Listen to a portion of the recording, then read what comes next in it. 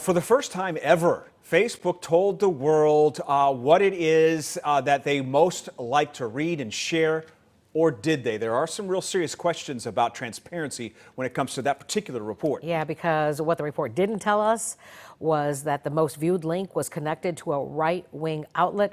And of course, this revelation comes on the heels of the president accusing the company of killing Americans by spreading misinformation about COVID. So here to break this down a little bit more and what this means to you specifically is attorney Dalia Saper. Hey, thank you so much for coming on.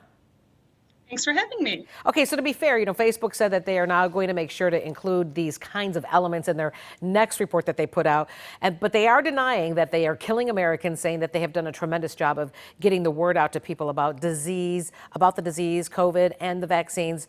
But, this issue of non-transparency concerns, could it come back to bite them later?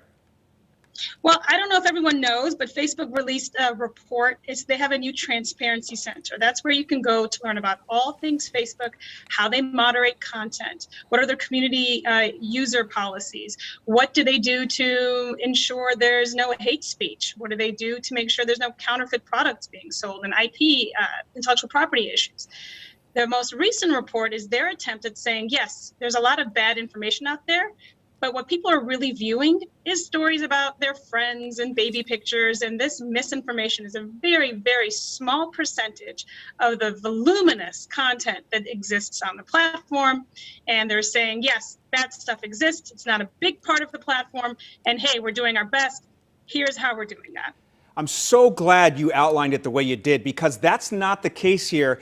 That report specifically talked about an anti-vax group that ran a story about a doctor who purportedly died after getting the COVID vaccine. It was not factual. More than 50 million people saw that report.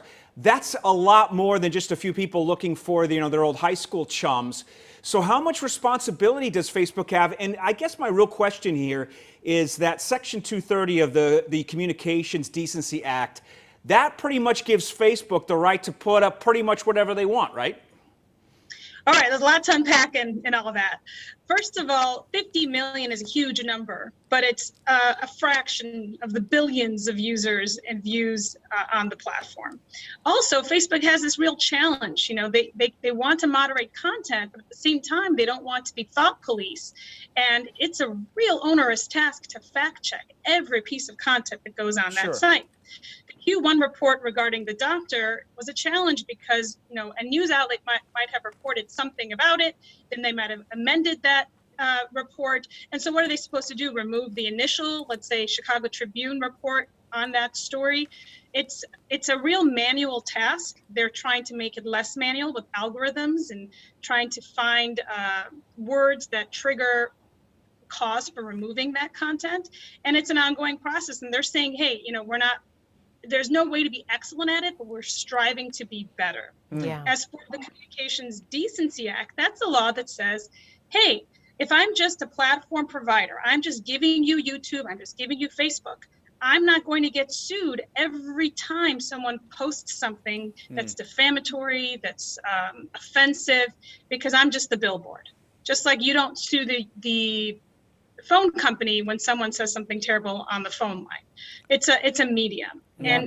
But again, Facebook's a huge company, so they have some moral responsibility in light of the fact that they're such a utility almost, like the phone company, for people like the average person consuming content. Very, very good points there. Yeah. Dalia Saper, very much appreciate your time as an attorney. We know that you kind of keep your eye on these things, and we do appreciate it. Thanks for having me back. Good to see you. 8:37.